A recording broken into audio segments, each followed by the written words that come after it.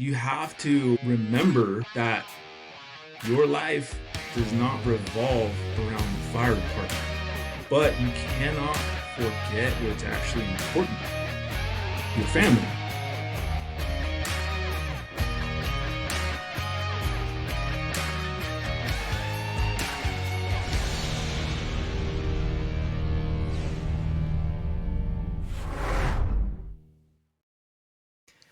Hey, everybody, welcome back to the First Things First, a show where we talk about setting our priorities in the right order to help us fall in love with the job again. Today, I am here with my friend, Fernando Benitez from California. Brother, welcome. Thanks for joining the show. How's it going, Helton? Thank you so much for having me. Excited to be here. Yeah, brother, it's awesome. So, for those that don't know you, talk a little bit about who you are, where you come from, and what you've been up to. Yeah, so just a young man trying to figure things out. So I always knew that I wanted to be a firefighter since I was a little kid. So kind of always had that in the back of my mind and was always had that desire to serve. From a young age, I always wanted to help people. I always felt good when I was able to help people, whether it be my brother, neighbor, kids around the neighborhood. It's always something that brought me great joy. Played sports growing up, just kind of like everybody else, and played a little college football. I got hurt, unfortunately, and that was kind of the first big just event in my life that was like, this is adversity, true adversity. I wanted to be this football player who was just gonna play in the NFL, and that was not nearly good enough. But in your mind, you're like, yeah, I'm gonna do this, and then boom, um, adversity strikes. I broke my sternum in a weightlifting injury, and then just kind of everything kind of shifted from there. After that, I wasn't able to play football anymore, so I that was in University of Nevada, Reno, and came back down to LA and began pursuing the fire service. Started off just getting my EMT, and then I was lucky enough to meet a guy who knew someone that worked for the Compton Fire Department, and somehow they hired me as a EMT for their fire department. That's called an ambulance operator. Basically, it's just like an EMT that's in house. You work with the firefighters. You live at the station. You have a firefighter schedule, but you're just not a firefighter. You drive their basic BLS ambulance. So I did that for 5 years. I spent so much time in Compton. Man, it was such a cool experience. So many great mentors there. So many great learning lessons. I was also reserve firefighter there on my off days. So that was like a 24-hour shift once a week. Um, did my field internship for paramedic school in Compton. So I spent so much time for 5 years trying to get on the job in Compton. So much love for that place, and yeah, I got a lot of good experience there. So you're part time for the department, and then you finally become a firefighter full time. So tell me a Exactly. little bit about how is that first day that you set foot in the firehouse? What is that like for you? Explain that feeling to me. Dream come true, man. Dream come true. Like I said, I had spent 5 years as a EMT, as a reserve firefighter, kind of like a wannabe. Like I wanted it so bad. So when I actually stepped foot in the my own firehouse, which is in Culver City, California, on the west side of LA, it was just like a dream. I could not believe it. It's just like I felt like it was never gonna happen. And I set in. It was just an awesome feeling. Being the firefighter on the rig was just, I was elated. So yeah, I went in there. We did kind of like ride-alongs throughout the academy, and man, like the guys were welcoming. The guys were just helpful, and I just knew that it was just going to be it was going to be an awesome ride. Yeah. Tell me a little bit about chasing that dream. I mean, for 5 years, for me, I tell people that I am super lucky and super blessed. I mean, I landed a job probably within 6 months to a year after the first time I applied. I was at the right place at the Nice. right time. I had no idea what the fire department was before I really applied to it. I was a college kid who happened to volunteer at a firehouse. For you, waiting all that time, the anticipation, chasing that dream to become a firefighter. What were the things that you had to do and the things you had to give up to achieve that? I just had to give it up to God. It was something that, for whatever reason, it took me as long as it did. Through all of the tests, I tested from San Francisco to San Diego and everywhere in between, man. It just was like, man, this is not going to happen. I tested in Vegas and all these other places. And I just had to, at the time, it was really hard to understand, like, gosh, this guy he just applied and he already got hired on his first test. And you hear those stories, but it was the way God planned it for me. And it worked out beautifully. I learned so much and I grew a ton as a man during those years, because after a while you get so many closed doors, like, nope, thank you, nope, thank you, nope, thank you. It builds character. It builds some tough skin, and you just start to understand the world better in those early 20s, because hey man, life is just not fair. Sometimes it's just not fair, right? And as bad as you think you got it, it should be your way, or however you see things, man. There was a lot of growing in that 5 years, so I feel like it was a blessing. Yeah, you already shared a little bit about adversity and learning about going through tough times, and I think that that's probably one of the things that we struggle with the most. It's also trying to put our plans into God's timing, and sometimes we kind of get impatient and we question God. It's okay to obviously be upset, but it's probably one of the biggest things and one of the biggest lessons that I have learned lately is to be patient and grow in the waiting. Sometimes we don't hear the voice Yeah. of God, and it's in the waiting, in the quiet, that God's doing the work in us and preparing us for what is to come. So one of the things that I really loved about you, and one of the ways that I got to know you, was watching some of the stuff that you're putting out. And there was one post specifically that you said it took you 13 years as a firefighter to learn some 5 lessons, and one of them was Absolutely. is that you're not replaceable at home. You're replaceable at work, but not at home. So can you explain that part of those 5 lessons? What does that mean? Um, I work with a ton of people. Guys come and go, come and go. And one valuable lesson that I got from a captain of mine that I've worked under for a number of years was, if you think this job owes you something, and if you think that this train won't keep moving along without you, you're wrong. Take a tour, or take 2 tours off, and then come back. And you're going to feel like, man, all these guys are gonna come like, man, where were you, dude? Like, we missed you. Like, gosh, like, dude, the train keeps moving. You come back, and guys are like, oh, you were gone? Oh, no, that was you took a month off? Oh, like, right? It's like, sheesh, you had a kid, something, you take some time off, and boom, the train keeps moving. So with that in mind, you have to remember that your life does not revolve around the fire department, right? A lot of the times guys get like so in it, and it's cool. It's awesome to be into your craft, into your job, but you cannot forget what's actually important: your family, right? Faith, but in this particular topic, is your family. Because we want to, like, it's fun, like, you spend a bunch of time at the fire station, dude. You run cool calls, you help people, you come back, you're talking about the cool, like, call, you're at the coffee table, dude. It's all good, but you forget that all of that time away, your family is still out. Your kids are still talking to somebody. Your kids are still watching something, right? What are they watching? YouTube or whatnot. So the time that you spend at the station, somebody's with your family. And so that's one of the biggest things, is like, dude, remember what's important. It's family.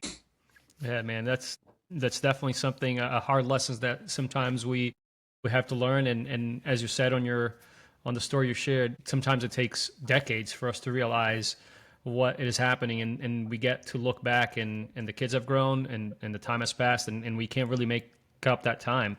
And for me, it was a wake up call, kind of like that, moved me into doing this and starting the first things first. And like it says in the name, it's to put the right priorities in the right order: God, family, and our fitness. And the fire department comes last. The day that we retire, that seat's going to be filled in with somebody else, and the fire department is not going to be over just because I left or because you left.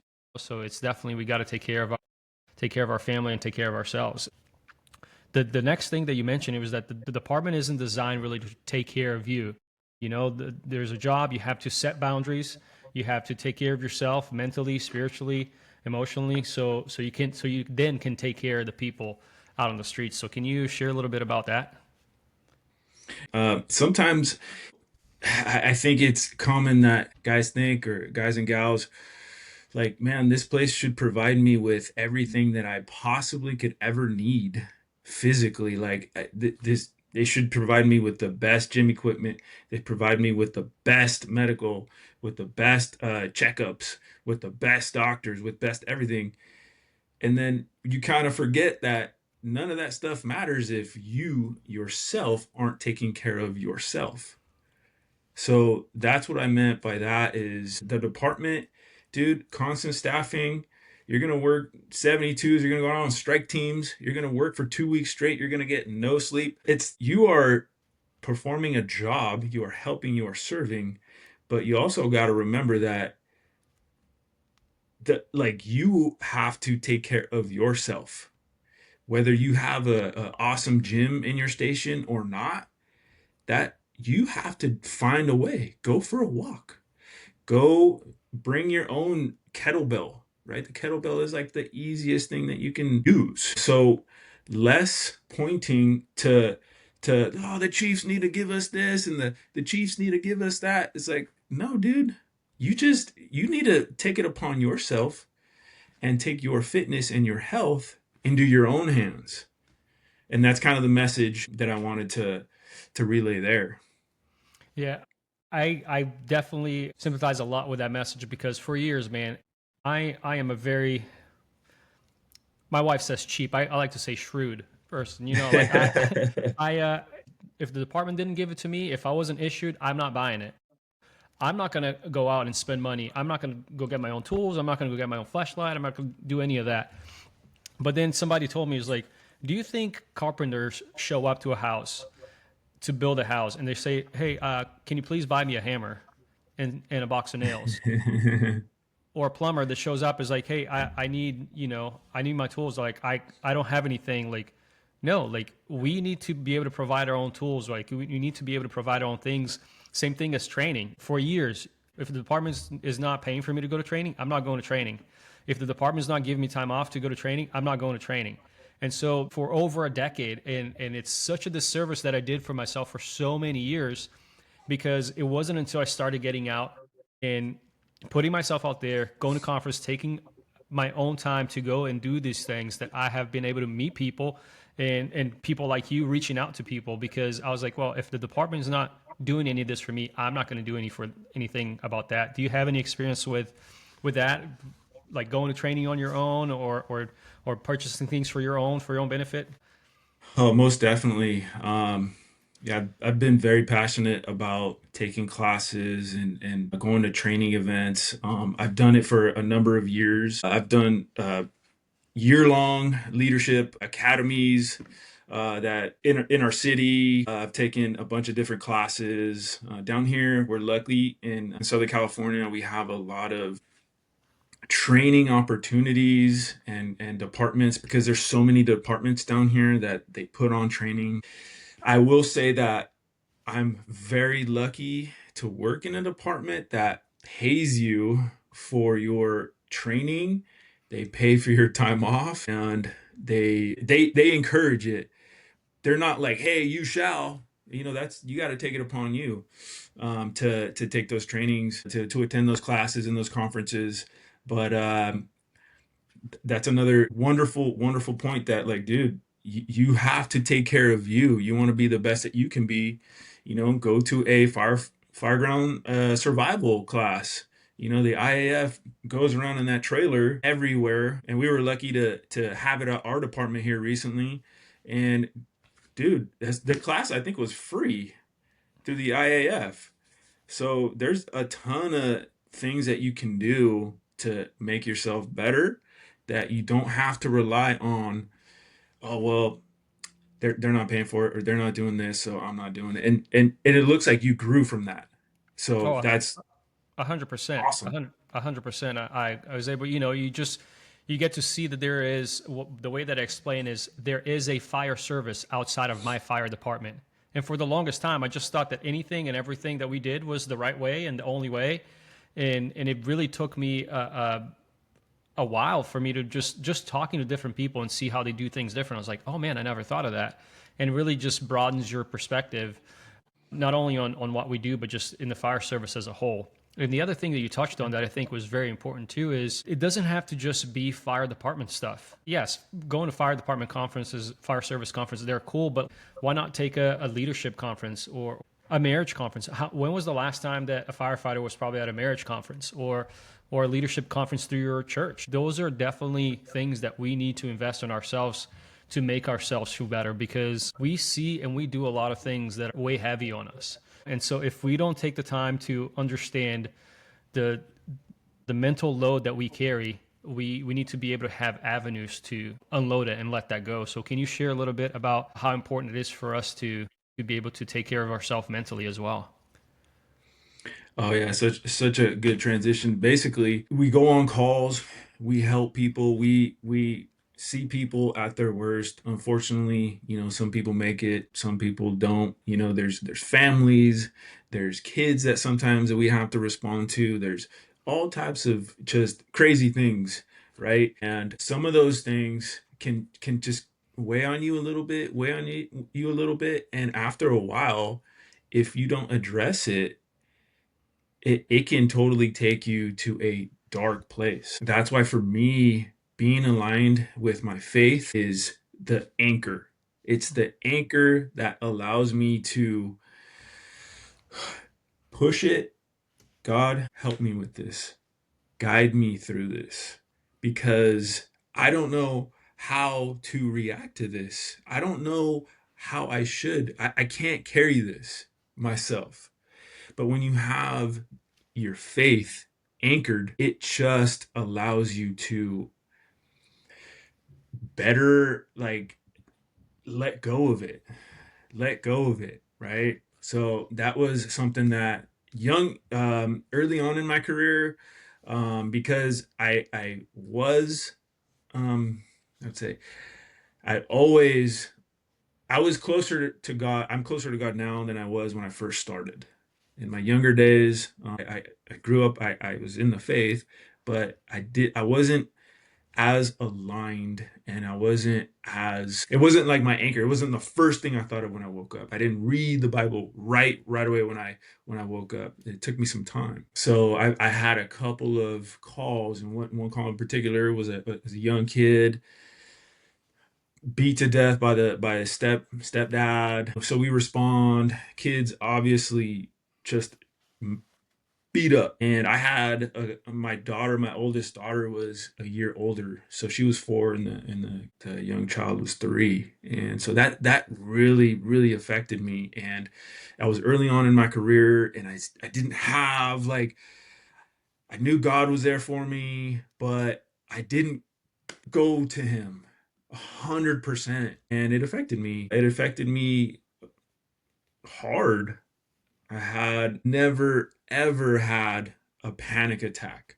I didn't even know what that was. We go on people, we respond to people that have panic attacks, and they're breathing all hard, and they're like, okay, calm down. I'd never thought I would have a panic attack. I started getting these randomly, but I didn't express them in a way that was like, help me, help me. I would just go to my room, and I would just sit, and my heart would just beat really fast, and I was just like breathing, and I was like, gosh, what's wrong with me? Why am I like what's going on? And little did I know, that was my version of a panic attack. I was having panic attacks. Um, I was way too prideful to like ask for help. Like, no way was I ever gonna talk to anybody about this because that's just not where my mind was. So I would have them, and then I would just kind of go about my day. And it wasn't until maybe a couple of years later that I was like, gosh, it's God. You need to just give it to Him. Give it to Him. And that's why I'm such an advocate for the alignment. The foundation has to be God. It has to be because it's the only way to release it. Yeah, man, I 100% agree with you. I think that many of the things that I have been able to deal with and the things that we see, the situations we go through, God is definitely what I put my faith in. Is God is really the only thing that I have to put my hope in. I have shared some of the things that you've shared as well, as far as dealing with anxiety, not knowing where to go, being too proud. It wasn't really until I vocalized it for me, I got into a state of depression. But also the one thing that a lot of people don't realize how much it helps your anxiety, dealing with PTSD and dealing with panic attacks is sleep, which that was another Yeah. one of your pillars about how important is sleeping for us firefighters. Oh, definitely. That's a big focus of mine. Just kind of really relaying that message to firefighters, to everyone, really, to all men, because it's so important for you to set that foundation of sleep and recovery. A lot of the times we kind of got it backwards. Like, I need to go work out. I need to eat more protein. I need to just get stronger. But none of that stuff works if you don't allow yourself to recover, if you don't allow yourself to sleep. And for firefighters in particular, because our job requires us to respond on a 24-hour basis, we set our bedding at night, but dude, who knows if you're gonna be able to get some sleep. That you cannot control, right? As a firefighter, you can't control, hey, I'm going to get 7, 8 hours tonight. But when you are at home, you can control that. You can control that by shutting off the TV. You can control it by putting down your phone. You can control it by not drinking a gallon of water before you go to bed, right? Kind of talked about that earlier. It's you really got to set the intention of I'm going to sleep tonight and I'm going to recover because I like I will not function and I will not show up for my family the way that I want to. Another big thing is eating, right? So eating, where you're like, all right, off day, man, I'm just gonna, kind of let go a little bit and, maybe have a couple of beers, maybe eat some dessert, a bunch of stuff. Well, not saying that you have to not drink. I'm not saying that. Like I understand if that's what people want to do and that's what makes you happy, have a beer, whatever, dude. But you also should understand that alcohol and eating a bunch of foods that are highly processed, foods that contain a bunch of sugar right before you go to bed, it's going to wreck your sleep. So you're going to wake up even more tired than when you were before you went to bed. Now, okay, you woke up, time to go to work. Well, dude, now you're not going to sleep at work. Now you aren't sleeping at home, and this now begins to eat away at your health, right? And that's one of the controllable things that we can do is really set the intention for sleeping at home. I am with you. I became a sleep nerd a while back. Did a deep dive with Dr. Matthew Walker on his Nice. book, Why We Need Sleep. I sleep trained myself. A lot of people think just like when you have little kids, what you do, you sleep train them. You put them to bed every night at a certain time, and then they wake up at a certain time. You have to do that with yourself. As you said, Yeah. it may not be possible at the firehouse, but I try to as much as I can. My bedtime is set the same. It's somewhere between 9:30. That's bedtime, and at the firehouse is the same thing. Sometimes it happens, sometimes it doesn't. I wake up at the same time. If I'm on my day off, I try not to sleep in because, again, I'm sleep training myself. And the other one that's huge for me is naps, man. Napping, and people may make fun of me for it, but it's important to either take that short 20-minute nap, or if I got beat up and it's I've been up all night at the firehouse, I'll come home and I'll do that long nap, and which means it's longer than an hour and a half. And it is, yeah, it's a long time to nap, but it gives me the ability to go through a whole sleep cycle. And we've all like had that time, like when we wake up in the middle of the night at the firehouse and we feel like we got punched in the face. That's because we probably woke up in the middle of like our deep sleep or REM cycle, and it just jacks Yes. us up. Oh my goodness. I mean, I can nerd out Yeah. and we can do a whole nother podcast just on sleep and how important it really is, not just for us physically, but mentally. Oh man, it is. And like you said, it gives us no gains on the side for us to go work out and spend an hour and a half at the gym and eat protein and eat the creatine and drink the shakes if we're not well rested, because the recovery Yeah. is just as, if not more important than the workout. And it's, man, Yeah. it's huge. It's huge because once again we are overdoing it. We're because we're doers and we got to do everything to a max. And the only thing we don't do to a max is sleep, right? So we're sleep deprived. We are overworked and we want to work out all the time and indulge ourselves in all foods and drinks and whatever. And the other thing that we indulge in is our work. As if we don't work Yeah. enough, now we're like, hey man, I have 3 days off. I have 2 days off. I can pick an extra shift in the between my days off. So why not just work some more overtime?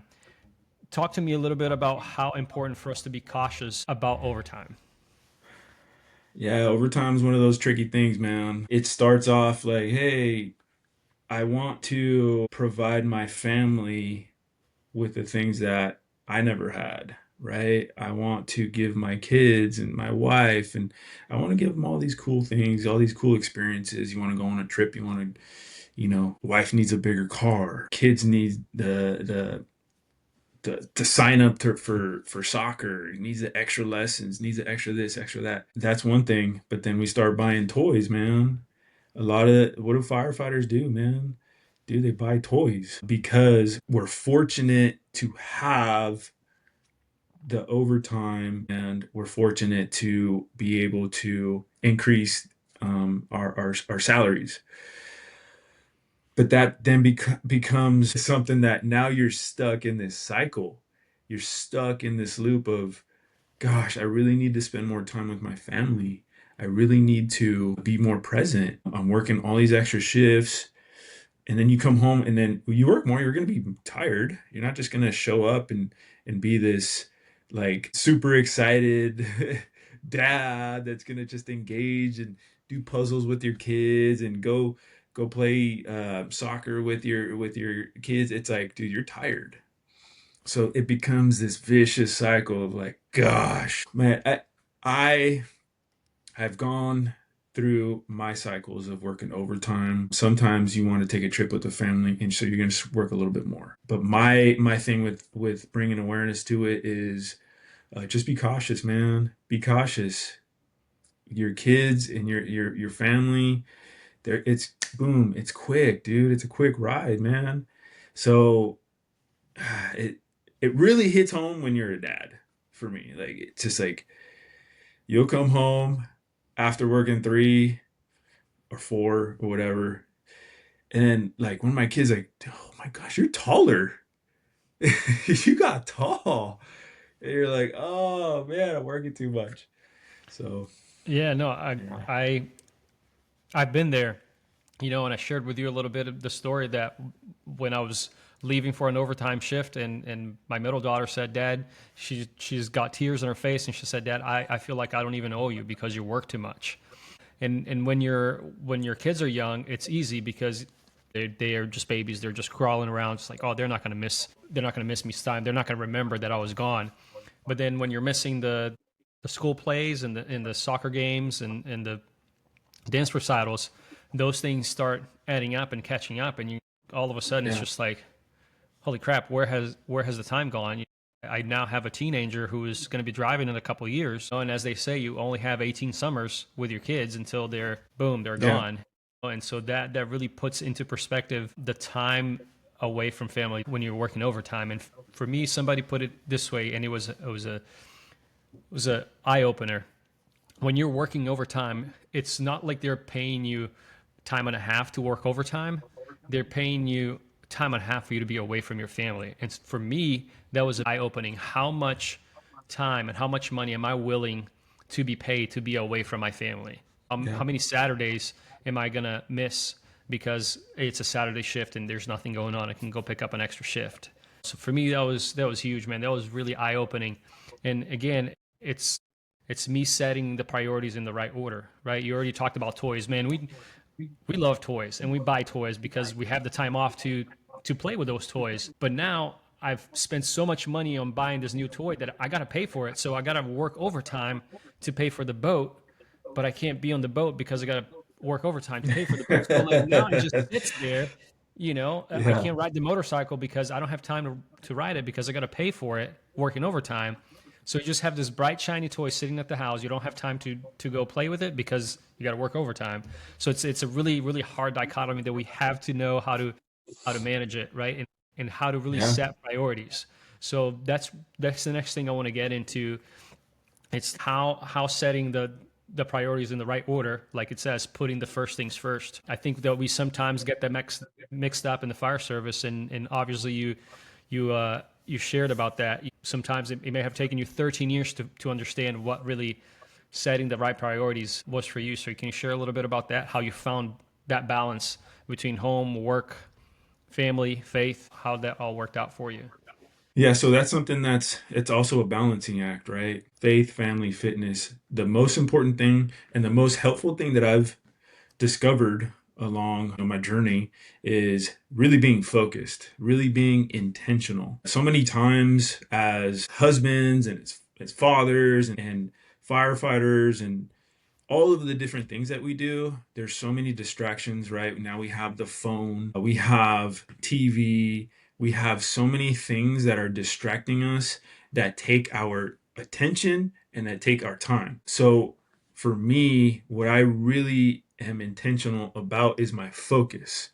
Whatever it is that I'm doing at the moment, whether it's reading the Bible or whether it's being intentional with my kids, being fully locked in on that conversation. I read a couple of times this book, The Power of Unwavering Focus, that when you practice focusing on whatever it is that you're doing, you're getting better at focus.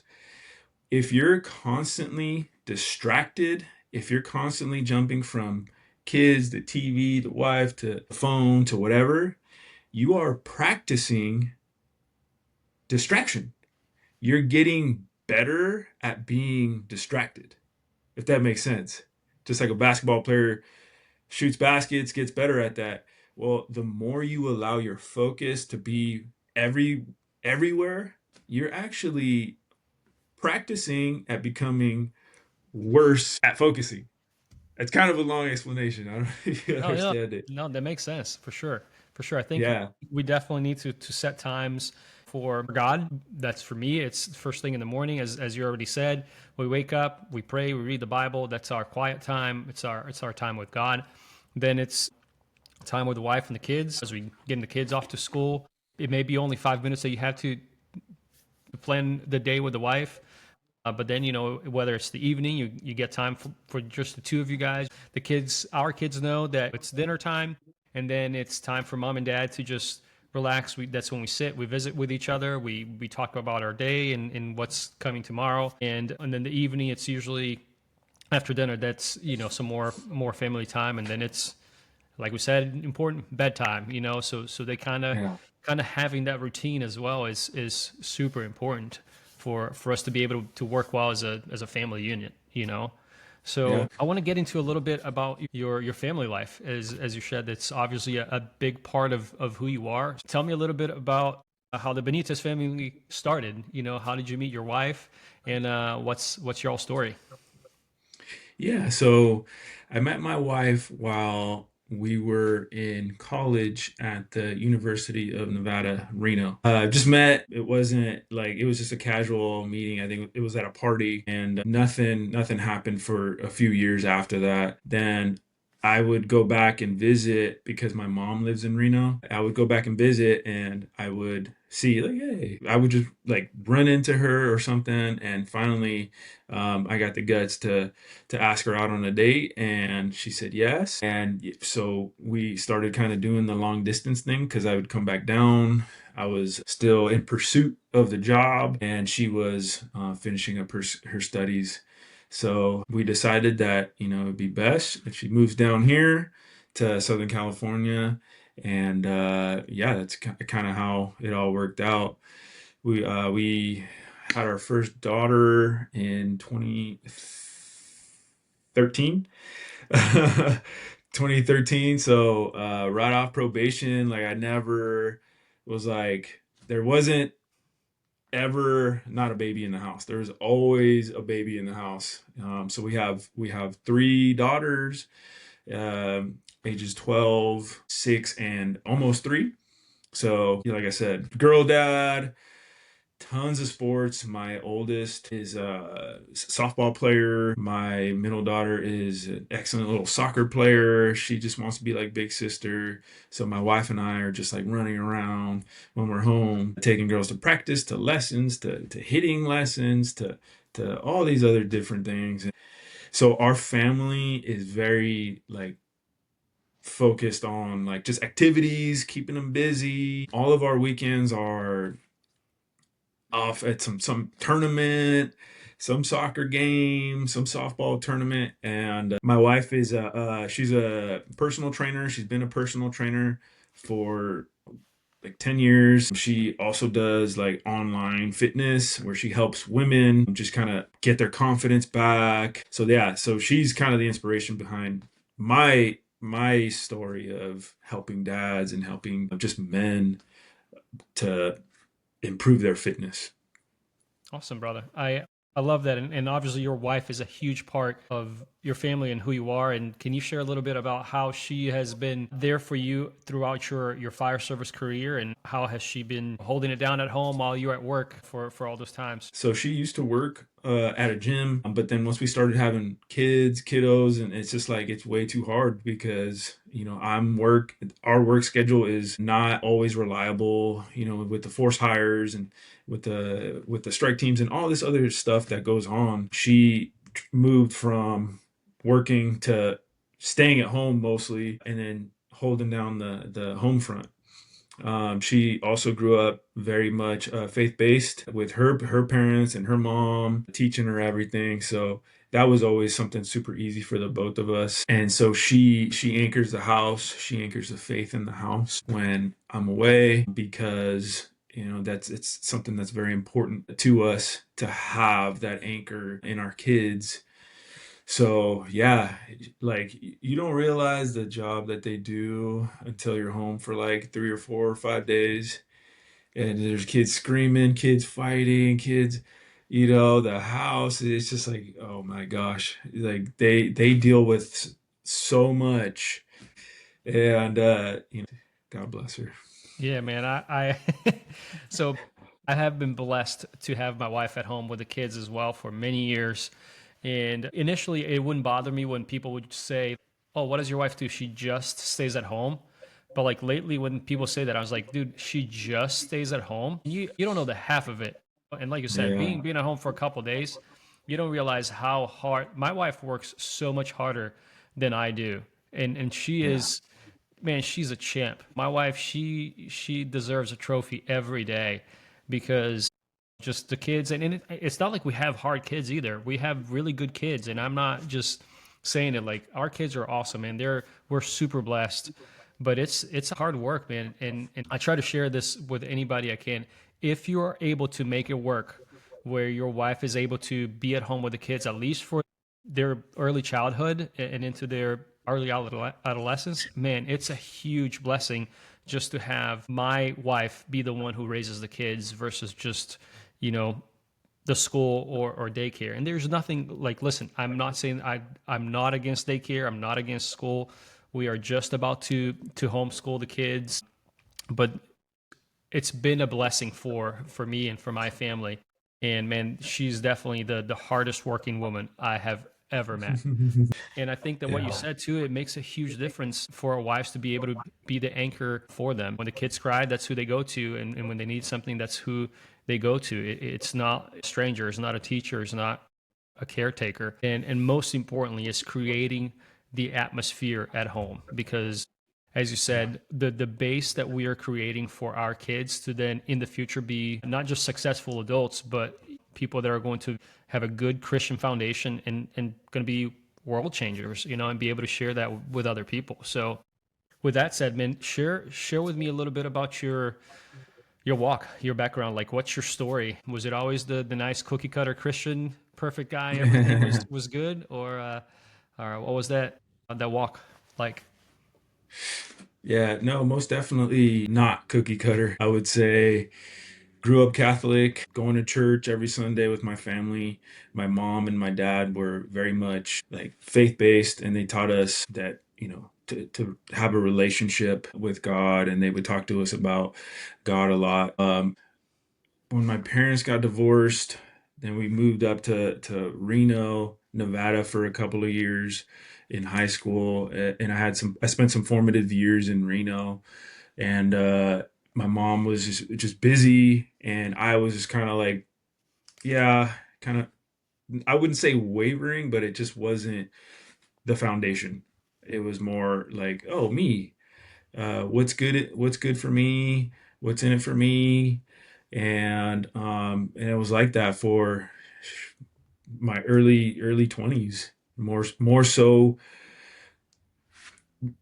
I wasn't getting into trouble, but I wasn't as focused as I could have been. And that's maybe part of my journey. It wasn't until our first daughter, that I had some of those experiences on calls and stuff, that I said, you know what? I really need to help me.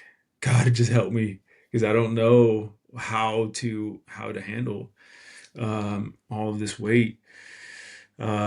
So yeah, like I said, early 20s, just not doing, maybe not so much, so proud of some things, but that's just kind of the life of a young man. Like you're just trying to figure things out, and when you are trying to figure those things out as a young man, there's temptations that pull you in different directions, and they definitely pulled me in directions that just uh weren't helpful. All they caused was more pain for myself. All they caused was more distractions, and it's just a learning experience. But with our kids now, I grew closer and closer to God. And I think since COVID, my wife and I just came to our own place where we started going to Christian church. And we found that our walk with God as a Christian was just a straight relationship. It was just, it's like me and God now. We have this relationship, versus when I practiced, I was a Catholic, definitely walking, but I feel that now I have a closer walk, and I am very much aligned with God. Hey man, I'm not perfect. I'm not perfect. Never. You're never gonna hear those words come out of my mouth as somebody who just been a sinner. But where I am now, I feel that God is utilizing my wife and myself as vessels for His message. His message being is to serve Him, serve our family, and serve others. That's awesome. It's one of my things is serve God and serve people, and what a beautiful place it is to be able to do that in our family, and as you said, in the fire service, man. And I love that. And obviously it has helped you grow as as a husband, as a father, as a firefighter.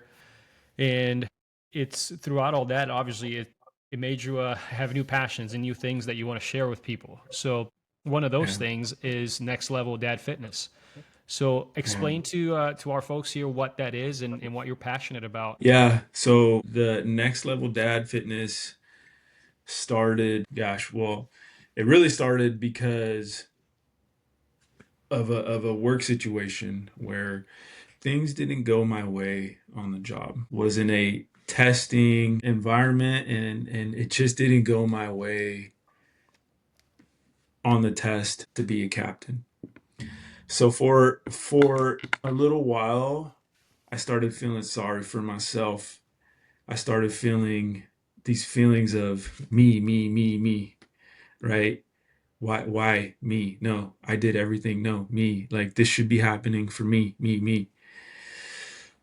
And it wasn't until okay, you need to get realigned, man. You need to get realigned with your faith. Because dude, you can tinker and then boom, you need to course correct, right? It's not like this is an everyday thing that you need to maintain. And so instead of thinking about me, how can I help? How can I serve? How can I help other men? How can I help lead other men to build a stronger life through the anchors, to lead a better life through the anchors, which are faith, family, and fitness? So through that whole situation, I've come to like now I'm like posting on social media. I'm doing all this stuff that I never in a million years thought I would ever do, man. I swear to you, I was so against it. Like, man, that's kind of silly. That's not me. That's not what I do, man. I'm just like just low key and this is just what I do. But God called on me to do this. He called on me to be the vessel for him, to help others, to serve him, to serve my family, and to serve other men. How can I help other men? And so when I started just like thinking less about me and think more about how can I help, all of this stuff came like, dude, I'm just gonna help. I'm just gonna help. I'm just gonna help. I'm just gonna help. And it's freed me from all the negativity because those things happen, man. Things don't go your way and you're just like, gosh, man, right? If you're in that situation, how can you help? Just think, how can I help others? And dude, it just like fizzles out. Like now I'm like, okay, cool, didn't work out, get them next time. But I'm helping, man. I'm actually helping people, and that makes me feel so good. Yeah, that's your story and my story are very similar. I had some of those disappointments as well. Just thinking about me, I've done it. I have these things on my resume. Why not me? How come not me? And then we question, our things. And as we said earlier, we put we put our desires and our timing in, and we say, "Hey, God, here's when I want these things to happen. So please make it happen." And when He says, "Well, hang Exactly. on a second, I gotta work you some more. I gotta mold you some more to and prepare you to for what is to come." And it's hard. We don't understand why those things happen. It's That's why the first things first is here. That's when I had the time to put pen to paper, write a book, start a podcast, talk to people like you. So we really don't understand sometimes why these things happen, but it's definitely for a reason. You obviously you put out some good messages, some good content about fitness, about mental health, about how to get more in shape. What specifically do you do with Next Level Dad Fitness that you offer to people that people can like reach out to you? So right now it's basically initial stages. I do have like a coaching, like a 4 week and an 8 week coaching that I do. I'm also building a community on School, SKOOL, and through that community, I'm basically I'm leading. I'm helping to lead men to live stronger lives, right? I'm going to share nutrition tips. I'm going to share I share workout tips, and it's a lot of just accountability. Iron sharpens iron, right? So, and it's also having like faith-based motivation in that community. So it's something that I, I feel so mentally clear, man. Like, gosh, when you just put it all out there and just, I want to help you. I want to help. Dude, you just forget about all of the selfish things, all of the like, oh, this is supposed to work on my timing. I'm supposed to be this now. Like, no, dude. See, your timing is your own timing, but God has his timing. And I wouldn't have gone through all of this. I wouldn't even be talking to you had that not happened, because it put me in a zone where, hey man, like I said, serve, but also learn. I'm learning so much. I'm on a podcast right now. This is so cool. This is so cool to learn and have different experiences in a roundabout way. This is what he's trying to mold me into, and always delivering his message. That's awesome, Fernando. Thank you, Fernando Benitez, everybody. Thank you, dude, for spending some time with me and sharing what God has done in your life, and sharing your story and about your beautiful family. So, how can people get a hold of you? How can they connect with you to learn a little bit about you, about your story, or learn more about Next Level Dad Fitness? Yeah, so I'm on Instagram. I have a TikTok, YouTube. I'm just kind of starting that off, and on my school community too. So I'm just kind of getting everything started, and the main thing is to serve and to help. Awesome, brother. Everybody, Fernando Benitez, firefighter from California. So, guys, if you like this stuff, don't forget to like, subscribe, share this with somebody, share the message. Don't forget to keep the first things first, and we'll see you guys next time.